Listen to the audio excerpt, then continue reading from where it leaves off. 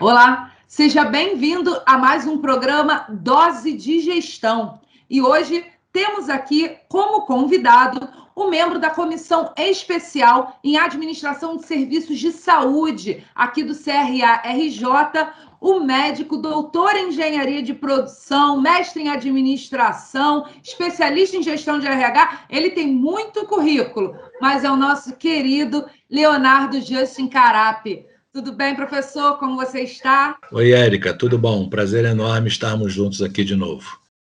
O prazer é nosso. E hoje o nosso tema literalmente envolve todo brasileiro. Nós vamos falar sobre o 68º aniversário do Ministério da Saúde do Brasil. O que aprendemos nesses 68 anos? E vamos conversar sobre esse tema que literalmente envolve todo mundo. Professor, a palavra é sua. Obrigado, Érica. 25 de julho de 53 foi uma data muito importante para a criação do Ministério da Saúde, foi a criação do Ministério da Saúde, e de lá para cá a gente tem tido saltos enormes, seja no modelo de gestão, seja nos tipos de profissionais, seja nas tecnologias cada vez mais disruptivas. Então, é um desafio muito grande para o Ministério da Saúde, de um sistema universal, de ele conseguir integrar isso tudo. Verdade. Vamos começar a nossa apresentação, então. Bom, o que eu optei, Érica? A gente tem 68 anos de história e é uma coisa bastante complicada. Então, como a gente tem profissionais de saúde cada vez mais jovens, entrando no mercado, eu sempre gosto de falar que a gente precisa ter um referencial histórico. Então, todo profissional de saúde, até os alunos mesmo, eu sempre digo assim, a gente precisa ter 3 referenciais, que é o referencial antropológico do ser humano, o sociológico da organização, da nossa organização, e a questão histórica, que é para a gente não repetir as bobagens. Tem uma frasezinha que eu gosto muito do Edmund Burke, que vai estar logo aqui na abertura, que ele fala que se a gente não conhece a história, a gente está fadado a repetir.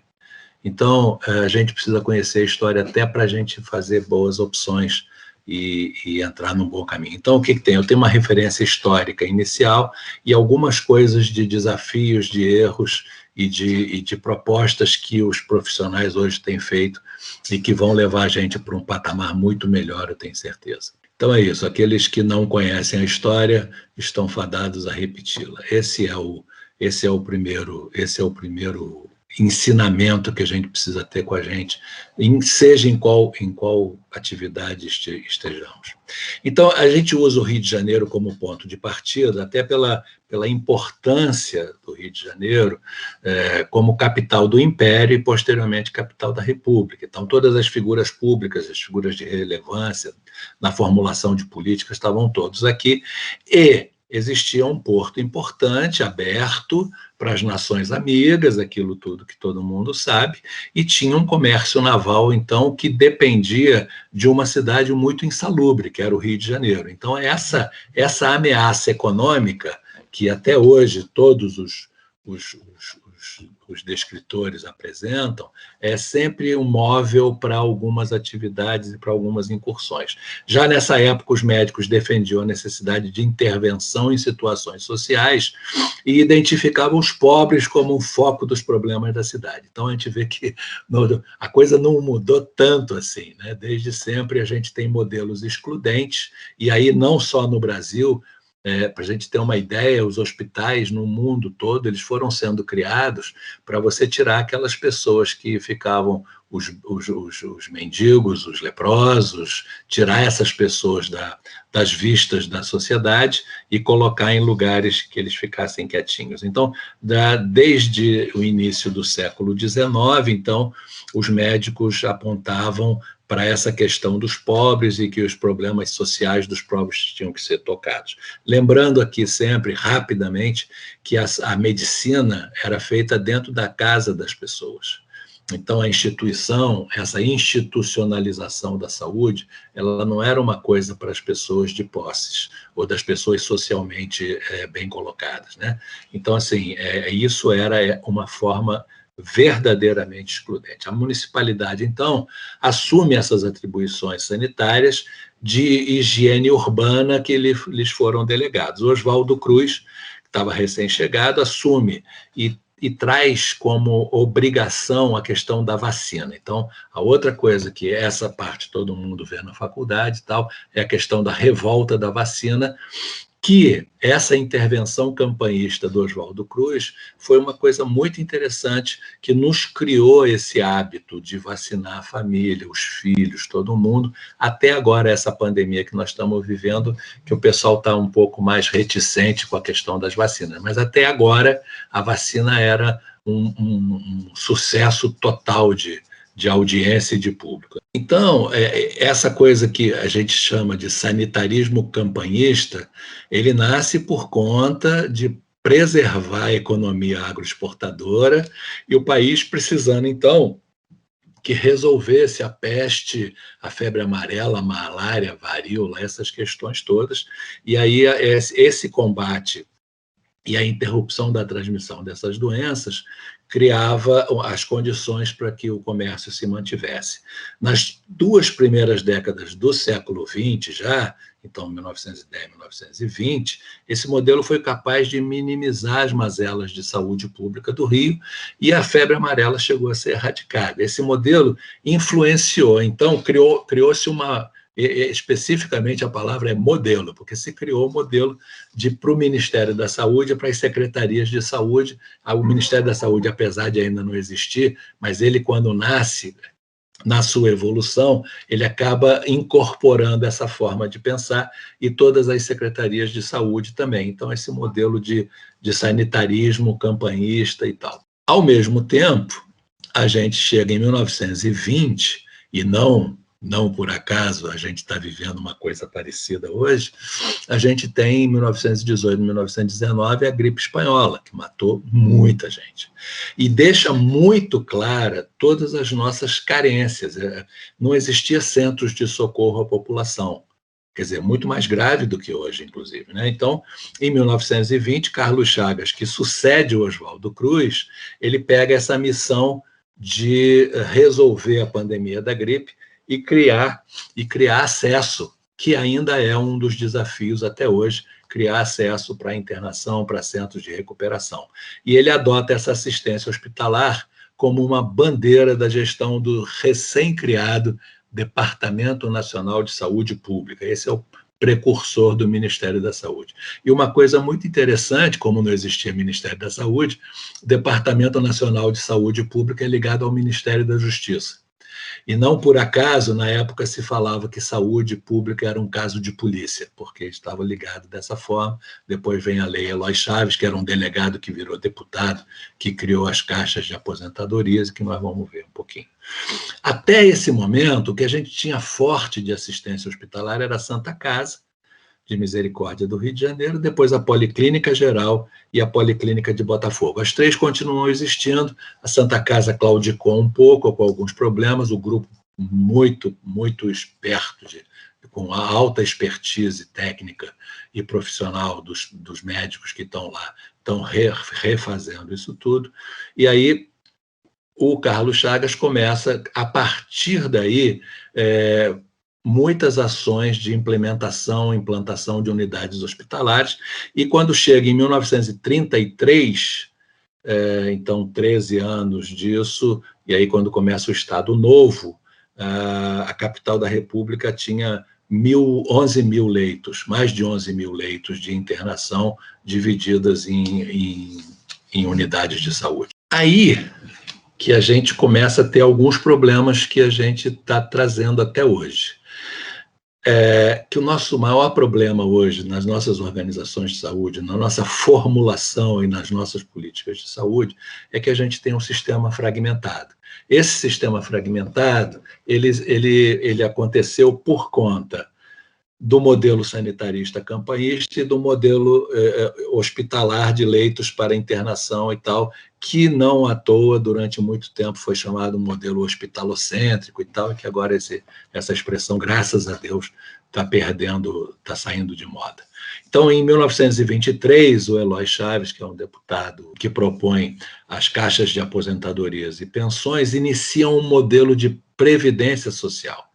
Então, a oferta de assistência médica hospitalar por conta do Estado vai crescendo durante o Estado Novo, e de 33 a 38, essas caixas de aposentadorias e pensão são unificadas em institutos de aposentadorias e pensões. Esses institutos reúnem trabalhadores por categoria profissional. Então, de novo, a palavra-chave é trabalhador categoria profissional, ou seja, o modelo continua fortemente excludente, porque eu precisava da Santa Casa e das policlínicas beneficentes para atender as pessoas desvalidas ou sem emprego ou de indigentes, que esse modelo de CAPs e IAPs não dava conta. Em 66, esses IAPs são aglutinados e aí se cria um Instituto Nacional de Previdência Social, e aí cresce bastante na década de 70,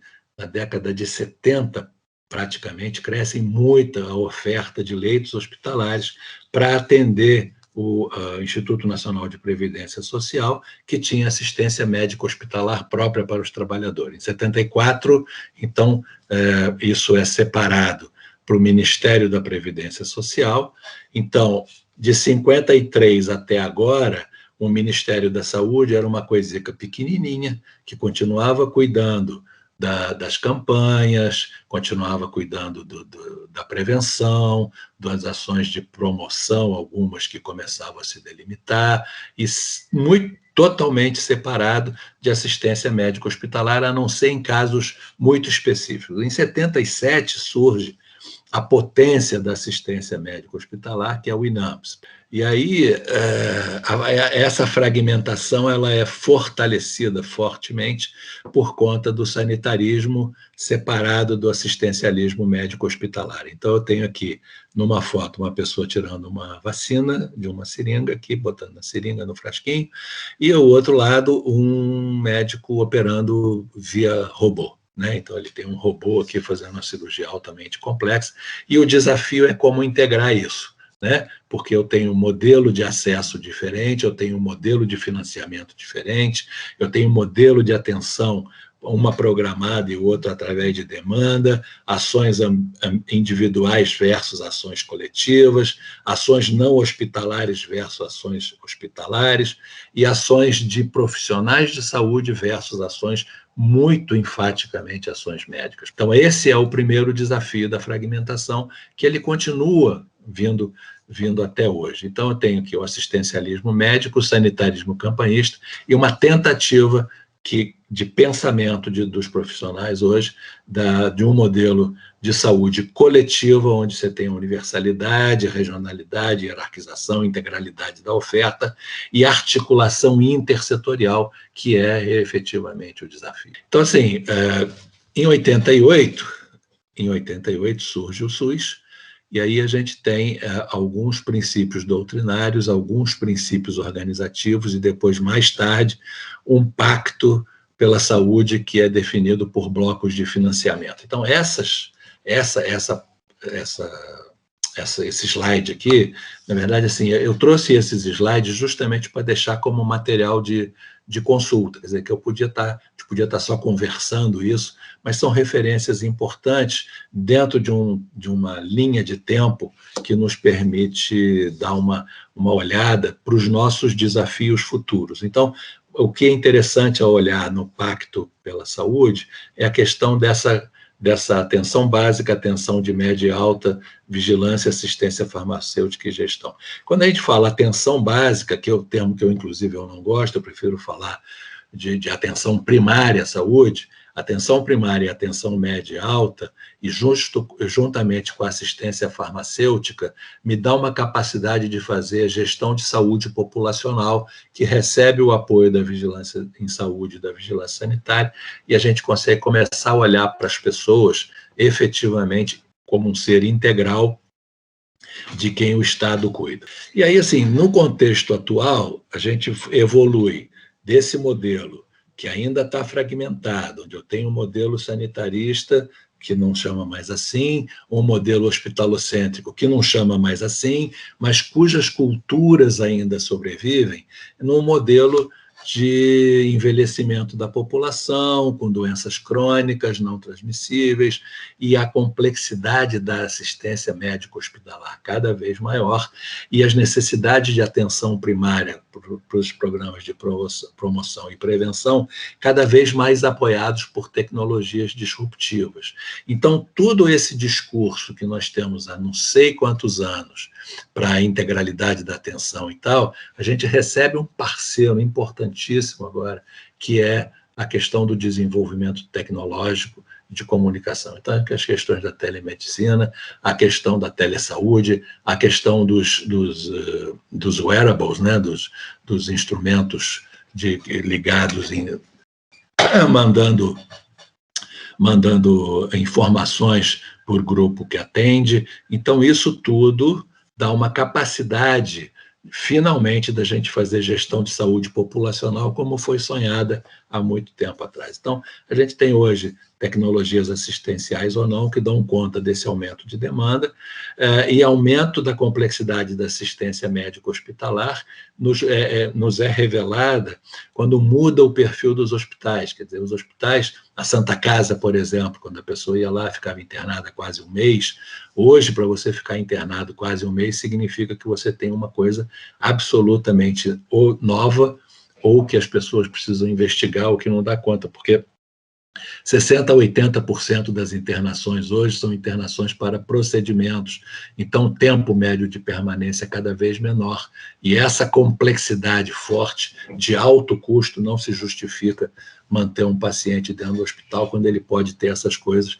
na casa dele, com assistência, inclusive de gadgets, que o médico, ou o plano de saúde, ou a secretaria de saúde, disponibiliza na casa do paciente para que ele mande essas informações e tal, fora os que já estão aí no dia a dia, os relógios, as fitas, as cintas, isso tudo, né?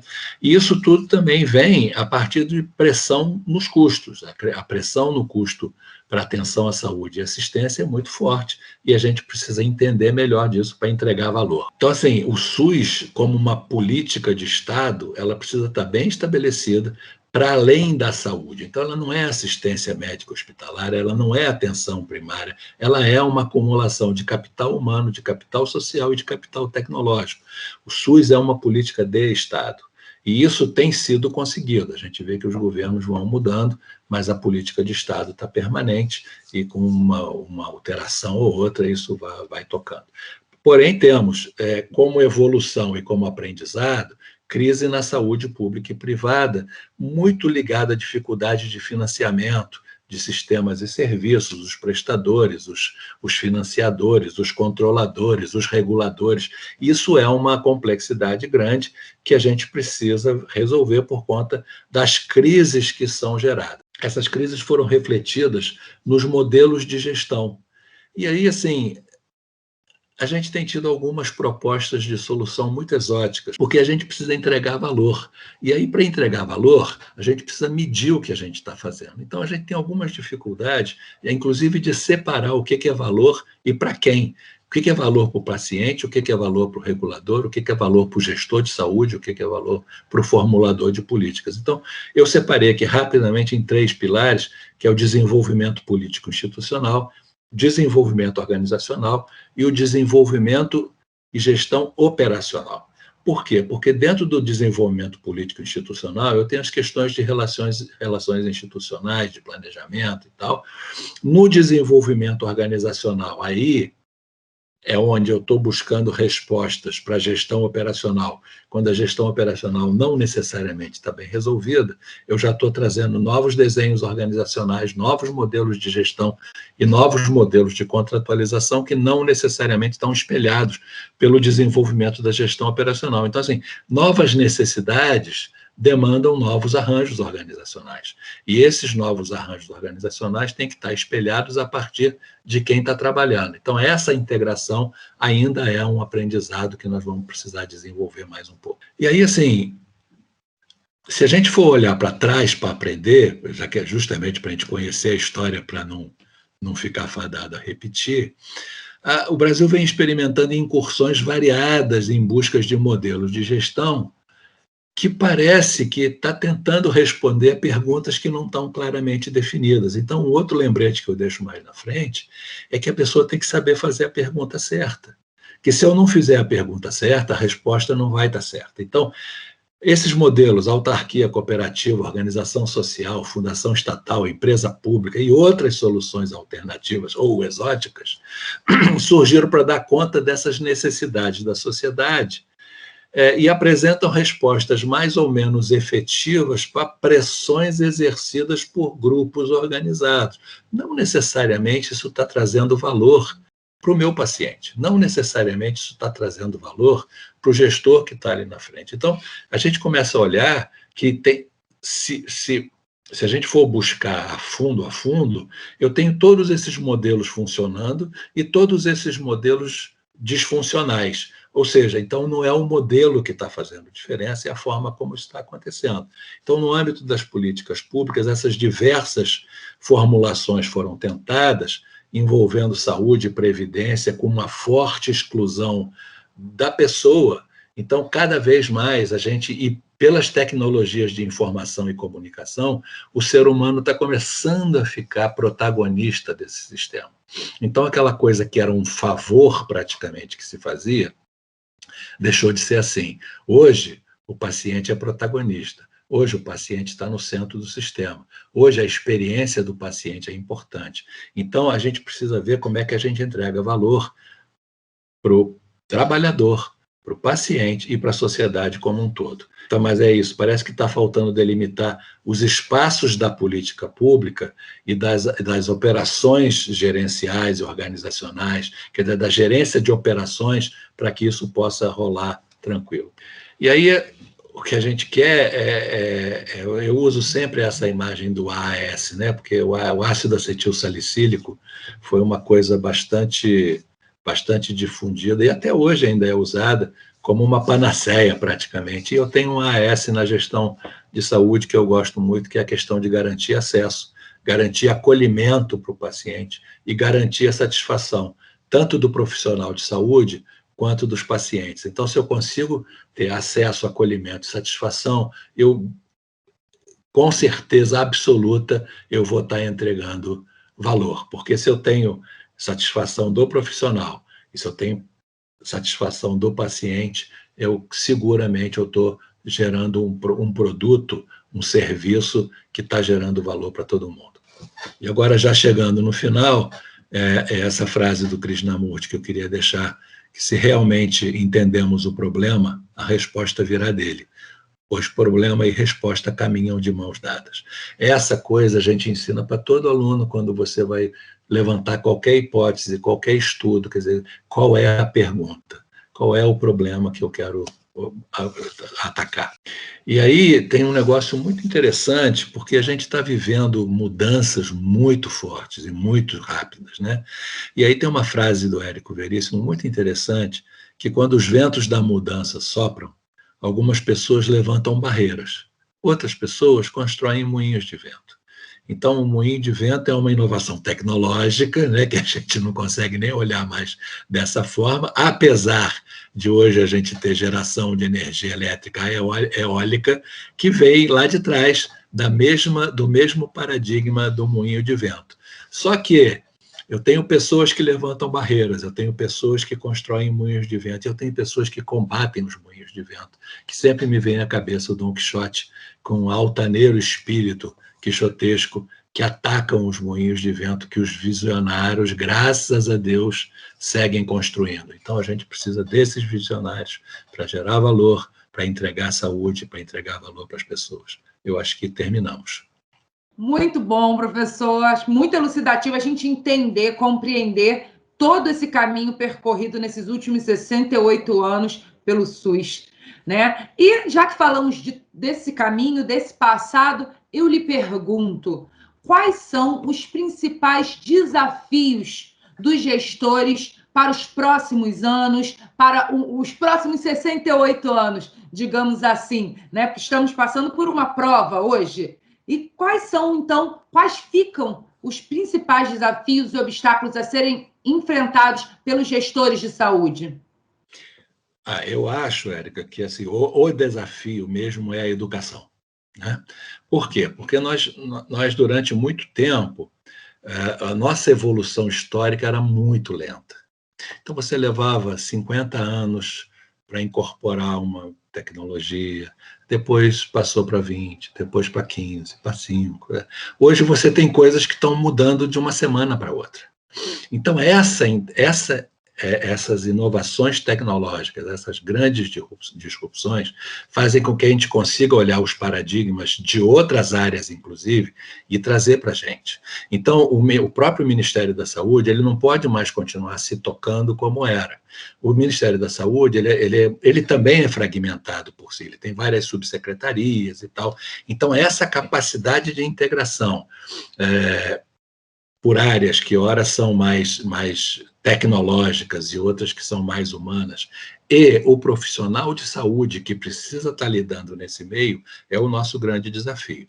Eu não sei aqui os nerds que vão assistir isso, e os que não são nerds, por favor, me perdoem, mas no Jornada nas Estrelas existia o Dr. McCoy, que era o colega que tinha o tricorder. Ele passava aquela maquininha na pessoa, e aquela maquininha já dizia para você tudo que você tinha, tudo que você precisava, o que ia. Aí você era colocado numa maca que tinha todas as soluções e tal. Mas, muito interessante, é que o McCoy nunca foi substituído. Então, o profissional de saúde, ele tem que ter essa capacidade de interação. Então, ele tem que ser capaz de receber todas as tecnologias, incorporar, entender e transformar isso em cura ou em consolo para os seus pacientes. Então, às vezes, tem uma pergunta que essa semana mesmo eu estava ouvindo a pessoa falando que é muito forte. A pessoa dizendo assim, não, porque a inteligência artificial vai substituir o profissional de saúde. Não, não vai. A inteligência artificial ela é incapaz ainda, né? Pode ser que venha até ter. Ela é incapaz da empatia, ela é incapaz da compreensão, ela é incapaz de associar os pequenos detalhes do ser humano nas suas necessidades. Mas esse profissional de saúde, ele precisa da inteligência artificial. Então, a resposta, que talvez para encerrar, é assim: o profissional não vai ser substituído pela inteligência artificial. Mas o profissional que não usa a inteligência artificial vai ser substituído por aquele que usa a inteligência artificial. É isso. Eu acho que sintetizou muito bem, né, o que o futuro nos espera. Nós utilizarmos a inteligência artificial, não ser utilizados por ela, né? Professor Leonardo Carappi, muito obrigada pela sua presença aqui no Dose de Gestão. Sempre maravilhoso ouvi-lo. Muito obrigado. E vocês que acompanharam a gente até aqui já sabem. Quer saber mais sobre administração, sobre gestão hospitalar? Acesse aqui o nosso canal do Dose de Gestão. Sempre novidades para você. Eu te espero no próximo programa. Tchau, tchau.